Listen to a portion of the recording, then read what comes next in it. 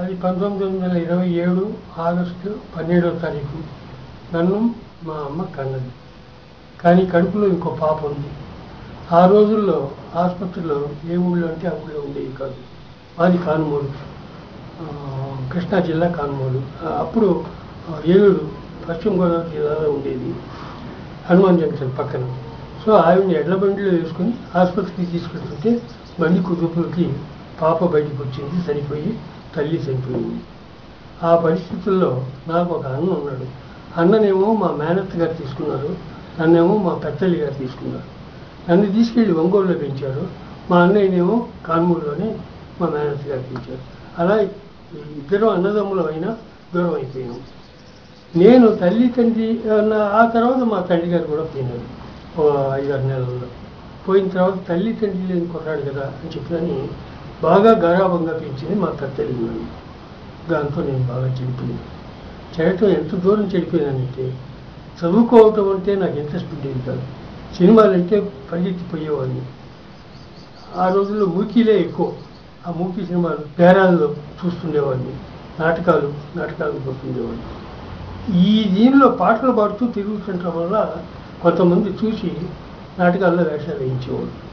ఆ వేషాలు చిన్న కుర్రాన్ని, గొంతు బాగుండేది. ఆ కారణంతో కృష్ణుడి వేషం, అమ్మాయిల వేషాలు వేయిస్తుండేవాడు.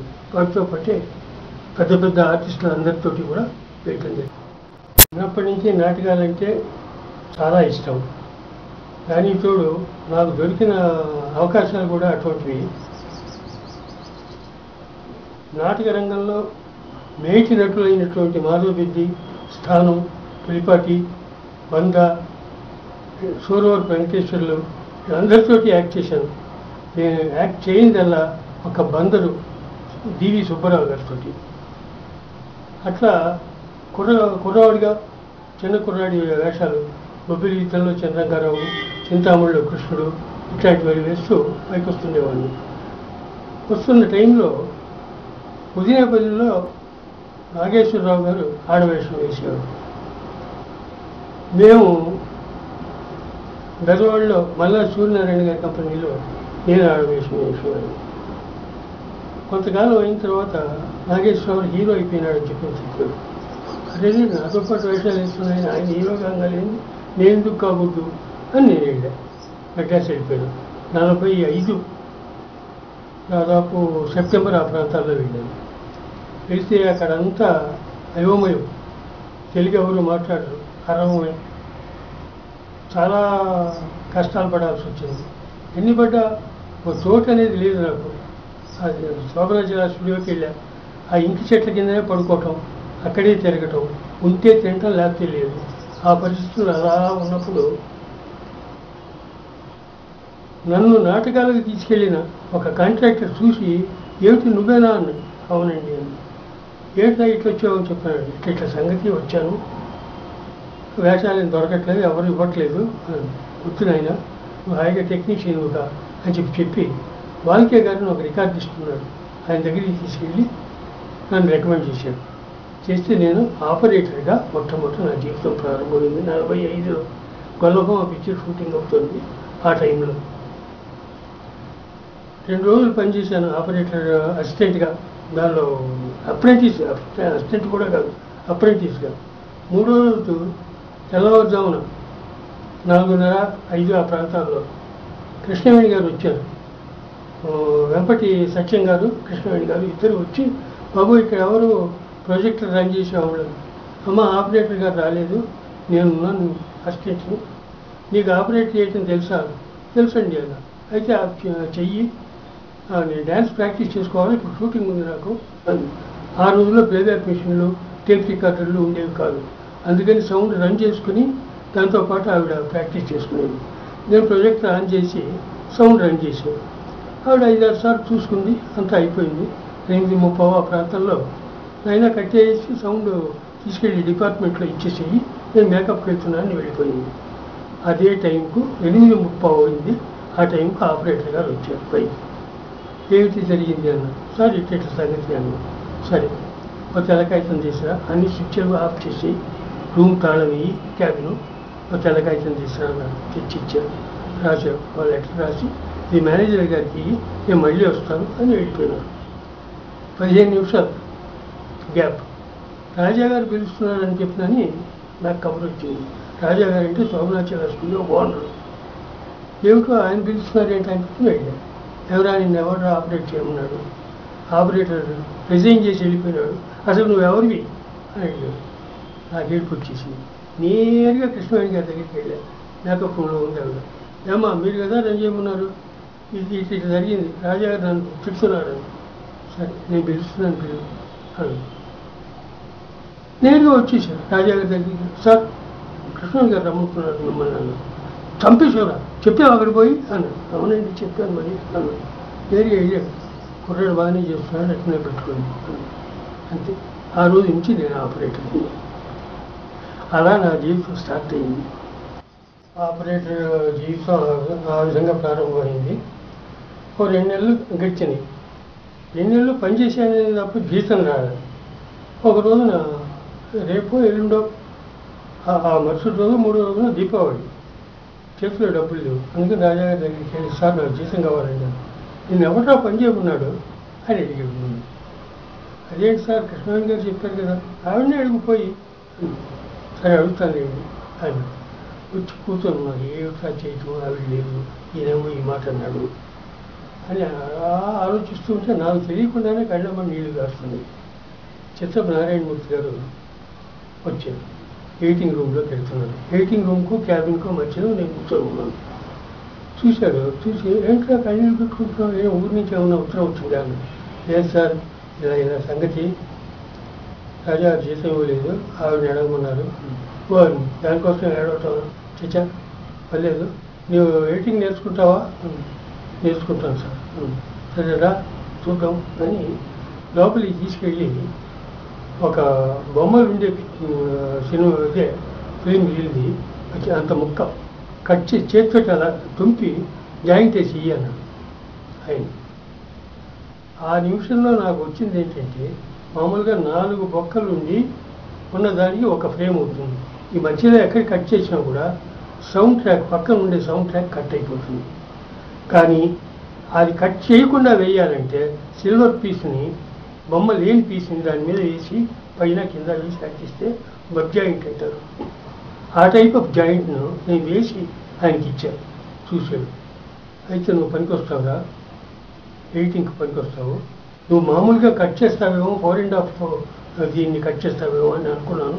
లేదు నువ్వు పనికొస్తావు చెప్పని తీసుకెళ్ళి కూర్చోబెట్టి, ఇదిగో ఇది పాజిటివ్, ఇది నెగిటివ్, సౌండ్ నెగిటివ్, ఇది సౌండ్ పాజిటివ్ అని చెప్పి చూపించి జేబులోంచి తీసి 25 రూపాయలు నువ్వు వెళ్ళిపో, ఖర్చు పెట్టుకో, రేపు రా, ఇవాళ వద్దు, నీ ఇష్టం వచ్చినట్టు ఖర్చు పెట్టుకో, ఏడ్చున్నావు పో అన్నాడు. ఆ విధంగా ఎడిటింగ్ కూడా ఆయన దగ్గర నేర్చుకోవటం మొదలైంది. ఆయనతో పాటే తిలక్ గారు కూడా అక్కడికి వచ్చారు. అదే స్టూడియోలో గాసి, ద్రోహి, ఈ పిక్చర్లకన్నిటికీ ఆయన మన దేశం వాటికి పనిచేసేవారు. చూశారు. నా దగ్గర పనిచేయరా అని చెప్పిన ఆయన తీసుకున్నారు. సో ఆయన దగ్గర, నారాయణమూర్తి గారి దగ్గర ఎడిటింగ్లో అసిస్టెంట్గా పనిచేస్తుండేవాడిని. దాదాపు 7-8 పిక్చర్లు పనిచేసిన వాళ్ళతో. ఒక పరిస్థితిలో బళ్ళారి రాఘవ్ గారితో కూడా రఘురాముడు వేషం వేసింది.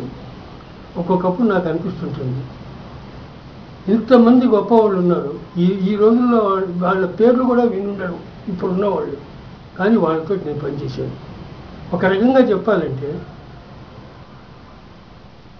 మొట్టమొదట మన సౌత్ ఇండియాకి ఫిలిం తీసుకొచ్చిన ఆయన కొడుకు రఘుపతి వెంకయ్య గారి కొడుకు. ఆయనతో నాకు పరిచయం. ఆయన నేను కూర్చొని కాపీలు తాగుతుండేవాళ్ళు. కారణం వల్లభం డైరెక్టర్ మొట్టమొదటి ఆయన. కానీ దాని కెమెరామెన్ కొట్నీస్ గారికి ఆయనకి కొంచెం భేదాభిప్రాయం రావటం వల్ల ఈయన సిసిల్ బీడబ్ల్యూ దగ్గర పనిచేసిన రకం ఈయన. ఈ కెమెరామెన్ చెప్తే ఆయన వింటాడా తెలియదు. నాకు వద్దురా నాయన ఈ పిక్చర్ అన్నాడు. కృష్ణవేణి గారితో చెప్పాడు, ఆవిడ ప్రొడ్యూసర్. చెప్పి పని లేదు, పుల్లయ్య చేస్తాడు, నా అసిస్టెంట్ ఏను, పుల్లయ్యతో చేయించుకోని చెప్పి మానుకున్నాడు. కానీ ఆయన ఆర్థిక పరిస్థితులు బాగలేవు. అప్పుడప్పుడు వచ్చి ఆవిడని కలుస్తుండేవాడు. ఆవిడే ఆర్థికంగా హెల్ప్ చేస్తుండేది ఆయన. అలా కలవటానికి వచ్చినప్పుడు స్టూడియోలో కూర్చుని ఆవిడ కోసం వెయిట్ చేస్తుంటే నేను ఆయన పరిచయం అయ్యాను. ఇద్దరం స్నేహితులు. ఆయన ఏజ్ ఏంటి, నా ఏజ్ ఏంటి. ఆయన నన్ను అంత ఆప్యాయంగా చూసేవాడు. నేను ఇద్దరం పోయి కాఫీ తాగుతుండేవాడు. ఆయనే ఒకరోజు నేను అడిగాను, ఏం సార్ ఈ కోట్ షార్ట్ అంటారు, లాంగ్ షార్ట్ అంటారు, ఏమిటి చెప్పినాను. ఒకటి చెప్పాడు, నాయన నీ కంటి ముక్కు ముందు వేలు ఇట్లా పెట్టుకో, వేలు చూడు, వెనకాల ఉన్న గోడ ఎట్లా కనిపిస్తుంది, అవుట్ ఆఫ్ ఫోకసేనా? అవును సార్. వెనక గోడ చూడు, ముందున్న వేలు అవుట్ ఆఫ్ ఫోకసా? అవును సార్. అది ఇది కోట్ షార్ట్, అది లాంగ్ షార్ట్, ఇది అని చెప్పాడు. మొట్టమొదటి పాఠం అది ఆయన దగ్గర నేను నేర్చుకున్నాను. అలా స్టార్ట్ అయిన వాడిని సినిమాల్లో కంటిన్యూ నేర్చుకోవాలని చెప్పిన ఇంట్రెస్ట్ ప్రతి వాళ్ళలోనూ ఎక్కువగా ఉండేది. ఒక కెమెరా అసిస్టెంట్ ఉన్నాడని చెప్పినంటే ఆ రోజుల్లో ఫస్ట్ డే షూటింగ్ అయిపోయిన తర్వాత మరుసటి రోజు అతను సెట్లోకి రావడానికి వీల్లేదు. అతను ముందు ల్యాబొరేటరీకి వెళ్ళాలి. నిన్న తీసిన నెగిటివ్ ఇవాళ ఏమవుతోంది, దాని గతి ఏంటి, చివరికి దాని స్టేజ్ ఏంటి అని తెలుసుకున్న తర్వాత ఇతను వచ్చాడు చూశాడు అని ల్యాబ్ చీఫ్ సర్టిఫై చేస్తే తప్ప కెమెరామెన్ రెండో రోజున అతన్ని స్పాట్లో రానిచ్చేవాడు కాదు. డైరెక్షన్ అనేది చదువుకుంటేనే వచ్చేది కాదు. ఎందుకంటే నటేష్ అనే ఒక కాస్ట్యూమర్ ఉండేవాడు, టెమిలియన్. అతను ఎంజీఆర్కి కాస్ట్యూమర్. ఆయన దాదాపు 15 పిక్చర్ల దాకా ఆయనతో పనిచేశాడు. ఒకరోజు ఎందుకనో సార్ నేను కథ రాస్తున్నానండి అని, రాసుకోరా అన్నాడు. మూడో రోజు పోయి కథ చూపించి ఇది నేనే డైరెక్ట్ చేస్తానండి అన్నాడు. ఆయన బెమ్మ తిరిగిపోయింది. నువ్వు డైరెక్ట్ చేస్తావా? చేస్తాను సార్. సరే నేనే యాక్ట్ చేస్తాను చేయమన్నాడు. అతను డైరెక్టర్ అయ్యాడు.